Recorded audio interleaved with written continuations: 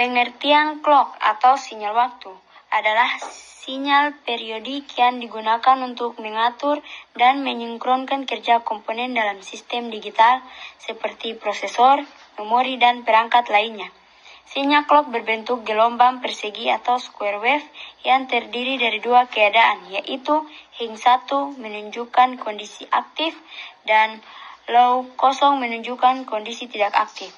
Setiap perubahan dari ring ke low atau sebaliknya disebut satu siklus clock atau clock cycle. Kecepatan clock diukur dalam hertz atau Hz yang menunjukkan berapa banyak siklus terjadi dalam satu detik. Selanjutnya ada pembahasan tentang jenis-jenis sinyal clock atau sinyal waktu.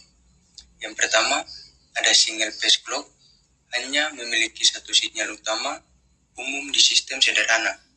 Yang kedua, two-phase clock, memiliki dua sinyal yang bekerja bergantian.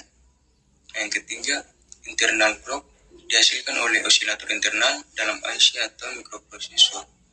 Yang keempat, ada external clock, disuplai dari sumber luar, misalnya kristal osilator atau clock generator. Fungsi clock 1. Sinkronisasi, mensinkronkan operasi antar bagian dalam sistem digital agar bekerja secara teratur. 2. Pengatur kecepatan sistem. Frekuensi clock menentukan seberapa cepat suatu sistem dapat melakukan instruksi. Misalnya CPU 3H, berarti 3 miliar siklus per detik. 3. Pemicu perubahan status atau triggering. Clock digunakan untuk memberi sinyal kapan rangkaian sekuensial seperti flip-flop atau counter harus berubah keadaan. 4. Koordinasi data, mengatur kapan data dibaca, ditulis, atau dikirim antar komponen. Kekurangan clock atau sinyal waktu yaitu 1. Konsumsi daya tinggi. Sinyal clock terus berosilasi bahkan saat tidak ada data yang diproses sehingga mengonsumsi energi secara terus-menerus. Kedua, gangguan atau noise dan panas. Semakin tinggi frekuensi clock, semakin besar potensi munculnya noise dan panas pada rangkaian. Ketiga, batas kecepatan atau clock speed limit.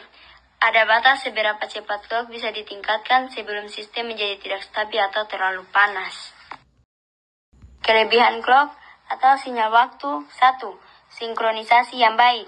Semua komponen sistem bekerja serentak sesuai detak waktu yang sama sehingga mudah dikontrol. Kedua, menentukan kecepatan operasi.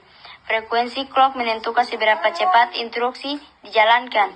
Misalnya 3 GHz berarti 3 miliar per detik. Ketiga, stabilitas operasi. Sistem menjadi lebih stabil karena setiap proses memiliki waktu tetap untuk berubah dari satu keadaan ke keadaan lain. Contoh penggunaan clock atau sinyal waktu. Yang pertama yaitu CPU atau mikroprosesor yang berfungsi untuk menentukan kecepatan eksekusi instruksi. Yang kedua yaitu microcontroller yang berfungsi untuk mengatur waktu operasi sensor dan aktuator. Yang ketiga yaitu sistem komunikasi digital yang berfungsi untuk mensinkronkan pengiriman dan pengeluaran data. Yang keempat yaitu rangkaian sekuensial yang berfungsi untuk mengubah status hanya saat clock aktif. Jadi, kesimpulan dari clock atau sinyal waktu adalah denyut nadi sistem digital. Tanpa clock, komponen digital tidak akan tahu kapan harus bekerja, mengirim data, atau mengubah keadaan.